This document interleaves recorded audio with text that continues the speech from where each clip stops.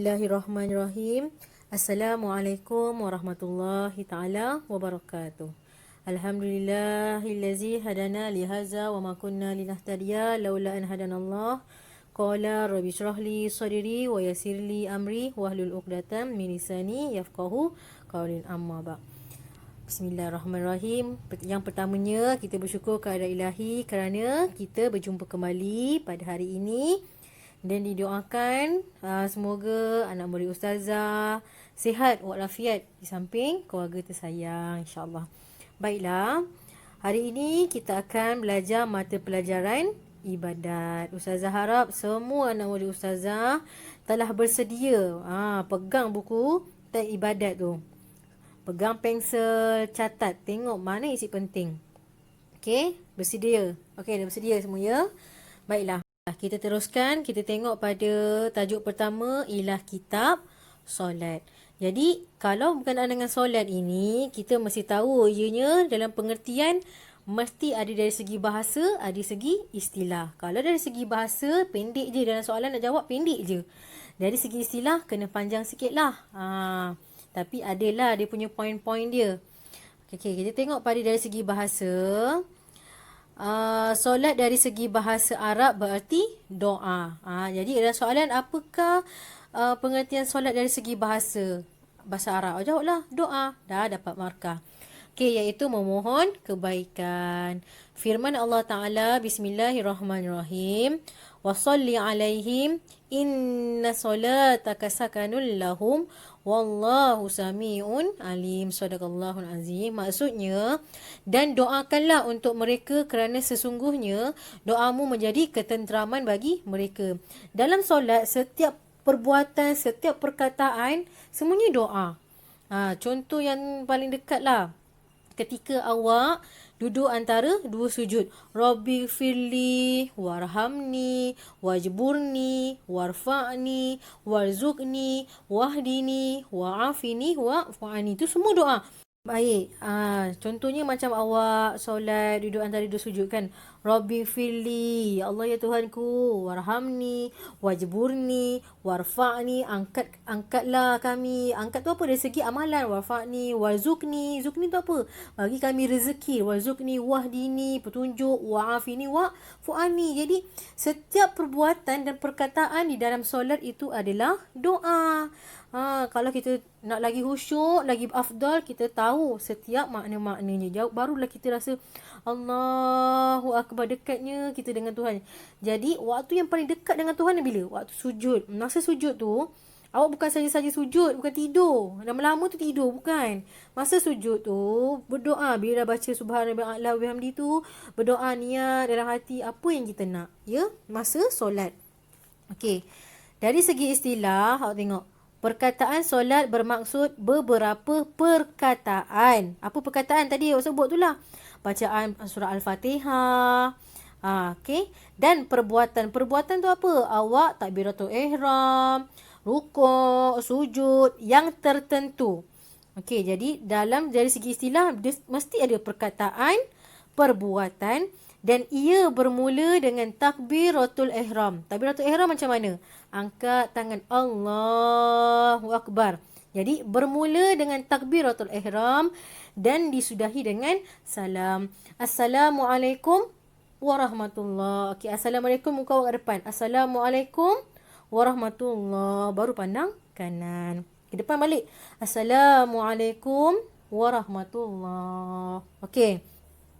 Ia dinamakan solat kerana ia mengandungi doa yang merupakan unsur yang banyak di dalamnya. Jadi, dalam poin ini, kalau awak cakap, soalan tanya, apakah maksud solat dari segi istilah? Awak jawab je.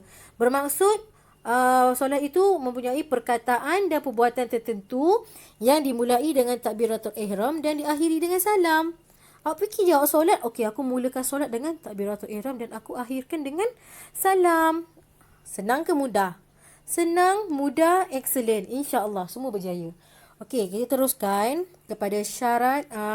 Sekejap, kita muka surat 2. Okey, muka surat 2. Okey, ni. Nak solat ini bukan sembarang-sembarang waktu. Suka-suka hati awak nak solat. Kita solat ada berapa waktu? 5 waktu. Okey, jadi yang pertama waktu solat ialah yang pertama Zuhur. Bila waktu Zuhur ni? Pukul berapa? Kebiasaannya pukul 2 lebih, 1 lebih dah. Oh, Zuhur dah kan? Awak tengok. Kita tengok pada solat Zuhur, waktunya bermula apabila gelincir matahari dan berakhir apabila bayang-bayang sesuatu benda itu sama panjang dengannya. Awak pergi kat depan rumah awak ambil satu batang mop ke, tak kisahlah batang apa, awak pacakkan dekat tanah. Awak tengok pada waktu Zuhur bayang-bayang dia macam mana. Bayang-bayang dia sama panjang dengan batang mop awak tu. Batang kayu kat rumah awak tu lah awak pacakkan. Tengok bayang-bayang dia tu Zuhur. Kalau solat fardu asar, waktunya bermula apabila bayang-bayang sesuatu itu lebih panjang dari alat pengukur dan berakhirnya sehingga matahari terbenam. Batang mop yang awak pacak tu, bila waktu asar, awak tengok bayang-bayang ni lagi panjang daripada batang mop awak tu. Bayang dia lagi panjang. Kalau tak percaya, petang-petang tu asar, awak lepas balik main bola ke, tu kan, awak tengok bayang-bayang pokok lah. Bayang-bayang pokok tu besar. Kan? Jadi bila waktu asar, bayang-bayang ni lagi besar, lagi panjang. Pada solat maghrib, waktunya bermula apabila matahari terbenam hinggalah hilang mega merah di kaki langit. Jadi petang tu awak sebelum maghrib lah. Dah main dah seronok sangat dah main. Sebelum maghrib tolong balik. Awak tengok kalau langit dah merah tu senja kan, kita cakap kan. Baliklah. Balik tu buat apa? Balik tu mandi, bersihkan diri, tutup pintu rumah, tutup tingkap. Buat apa Ustazah? Duduk rumah, duduk bila semayang, mengaji. Mengaji, baca Quran dengan mak ayah kita sama-sama. Maghrib-maghrib tu. Bukan maghrib-maghrib tu awak masih dekat luar lagi main. Jangan. Maghrib duduk rumah. Okay? Okay. Lagi satu maghrib ni waktu tu sangatlah singkat. Sebab dah nak isyak.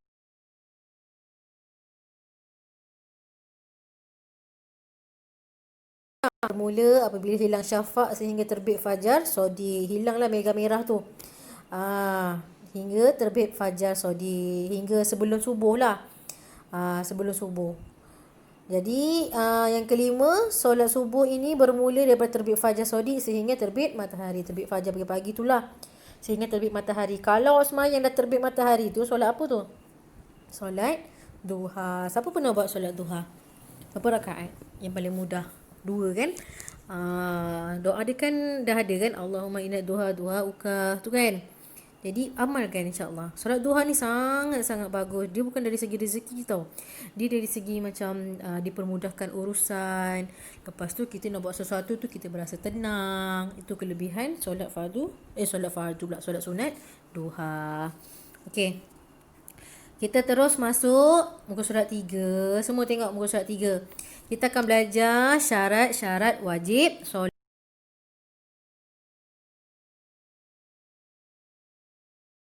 Pada syarat-syarat wajib solat ini, perkara ini perlu ada ketika awak solat. Nak solat ni mesti ada syarat-syaratnya. Macam awak nak masuk asrama, ada syarat-syaratnya. Ini nak solat, ada syarat-syarat lagi wajib. Jadi yang pertama ialah mestilah Islam, beragama Islam. Mudah kan? Yang kedua, baligh. Perkara ni basic, Islam, baligh. Ketiga, berakal. Berakal ni, habis tu cikgu yang dekat masjid tu, orang tak betul tu semayang, macam mana tu? Itu, tak apalah. Kita raikan mereka. Biarkan mereka nak semayang. Kita yang berakal ni, lagi kena semayang. Kan? Habis tu cikgu sekarang ni COVID. Mana boleh pergi masjid cikgu? Betul, memang tak boleh pergi masjid. Hanya beberapa orang kan sekarang. Caranya macam mana? Caranya semayanglah berjemaah dekat rumah. Awak jadi imam ke? Ya awak jadi imam, awak jadi makmum kan? Solat sama-sama berjemaah. Jadi doa sama-sama. InsyaAllah. Okay, kita boleh buat. Okay, yang keempat, suci daripada haid dan nifas. Suci daripada haid dan nifas ini hanya berlaku kepada perempuan sahaja. Haid yang selalu awak dengar uzur tu kan, dan nifas ni selepas melahirkan anak, darah nifas. Yang kelima, sejahtera panca indera. Sejahtera panca indera tu dari segi apa? Penglihatan, pendengaran, tutur kata boleh bercakap. Tidak bisulah. Tengok pada keterangan. Tidak wajib solat ke atas orang yang buta dan tuli sekalipun tidak bisu, jika berlaku kedua-duanya daripada sebelum mumayyiz. Jadi jika orang itu memang lahir lagi dia dah buta, lepas tu tuli tu apa? Pekak kan. Bayangkan ni, orang tu buta, tuli, tak dengar, tapi boleh bercakap. Tapi macam mana awak nak ajar dia kan? Dia tak nampak. Awak cakap kuat-kuat macam mana pun dia tak dengar. Awak nak buat macam mana kan? Tak bisu. Awak nak ajar macam mana? Dia boleh bercakap. Kan? Jadi orang macam ni tidak diwajibkan lah. Sebab dia buta, tuli. Awak nak ataupun mungkinlah awak boleh melakukan pergerakan kan, kalau dia boleh hafal dari segi pergerakan, tapi dari segi bacaan dia tak boleh nak dengar lah, dia tak nampak, jadi tak wajib kat atas dia. Yang keenam, mestilah sampai seru ni keterangannya, maka tidak wajib solat ke atas mereka yang tidak sampai seruan, seperti ia dilahirkan dan menetap di puncak bukit yang jauh daripada orang, memang tak campur dengan orang. Itu tak wajib. Daripada lahir tau, bukannya awak larikan diri ke sana tau, bukan. Daripada lahir. Kita wajib tak? Kita wajib lah, sebab dah sampai seru Islam kan. Dengan ada lagi sekarang ada wifi kan, ada internet, semua lagi senang nak mendalami ilmu agama Islam kan. Dan kalau orang tu memang dia lahir dekat jauh daripada orang, itu tidak wajib. Baiklah Ustazah, rasa sampai sini saja kita dah belajar pengertian solat dari segi bahasa, istilah. Lepas tu awak dah belajar